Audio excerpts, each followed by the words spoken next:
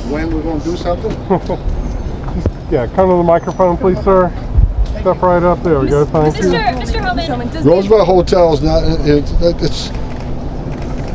It's on the table. Leave it at that. I'm certainly not going to forecast when we're going to do an operation on McCain. Thank you, Mr. Homan. You're the immigration expert here. The president is now floating this idea of sending American prisoners to a prison in El Salvador. Do you believe that would be legal? You know, someone mentioned that to me this morning. I haven't yet talked to the president. I just got back in town yesterday, so I haven't had that conversation, what that conversation was about, where it come from. So I'm not going to comment on that until I speak to the president directly. But do you know off the top of your head if that's legal? Or what would you have obviously worked in immigration under President Obama, now under President Trump. Do you believe that it would be legal to send Americans? I don't know. Again, I didn't see it. I didn't hear it. I mentioned this morning. I don't know the context of the question was. I don't know the context of what response or what he meant by response. I'd be opining on something I really don't have the information on.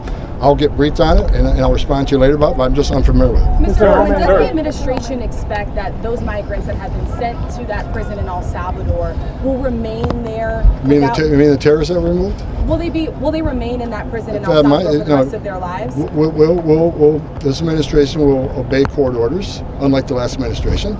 But if you ask me if I'm in favor of returning terrorists to the United States that are gang members that have murdered and raped young women in this country, no, I'm not in favor of that at all. Mr. Homan, increased border apprehensions by 95% since last March.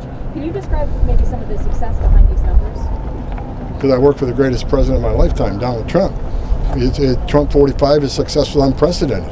And we're even doing better this time. President Trump, I give him all the credit because he put executive actions in place day one. He re-implemented the policies that we proved were effective. Right now, as we speak today, because of President Trump, the men and women of ICE and the men and women of the Border Patrol who stand on that line every day, today we have the most secure border in the history of this nation. No one can argue that. The data's clear on that. I started in 1984. I've never seen the numbers this low.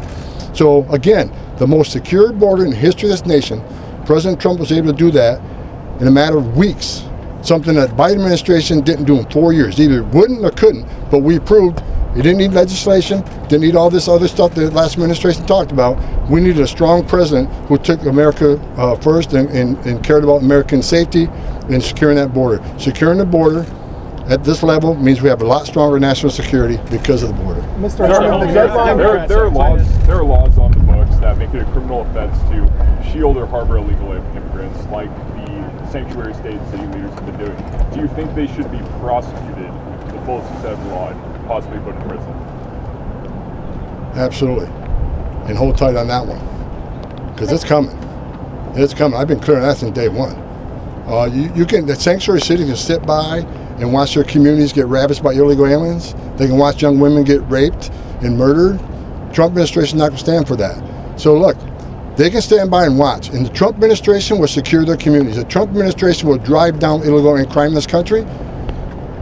If they don't do it, we'll do it for them. But they can't. They can sit aside and watch, but they can't cross that line. When they cross the line of harboring concealment, that's a felony. And we got Pam Bondi now who won't hesitate to take action. They can't impede in our enforcement efforts to make this country safe again. That's a felony. So President Trump's got his cabinet in place now. We got a strong AG. We got a strong Secretary of Homeland Security. We got a great group here. We got Steve Miller, one of the most brilliant men I ever worked with when it comes to border security and interior enforcement. You're going to see a lot of things happen in the next few months that people should expect. Many don't, but watch what comes in the near future. Mr. Homan, you got Democrats that are headed down to El Salvador. What's your message to them? We're not going to change anything. We remove terrorists from this country. They're where they should be, and then we're going to knock it up. What y'all be doing, y'all be in sanctuary cities in this country, taking action against the Maryland father, the Maryland illegal alien, not a father. Maryland illegal alien was arrested in the country illegally, arrested for murder, and released to the public, and it took ICE to go find them. If the Democrats will spend some time in Boston, and in Los Angeles, and Portland, and Maryland, and go to these sanctuary cities, I don't care what party you're affiliated with, Republican, Democrat, Independent, we all should want secure communities. We all should want public safety to be number one on their agenda.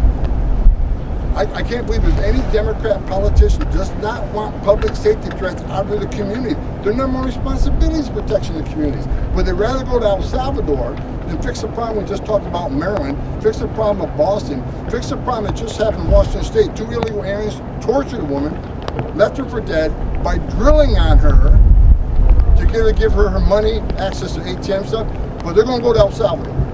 Makes zero sense, and that just shows how out of touch of reality the Democratic Party is. Mr. Homan, the deadline for Real ID is coming up next month.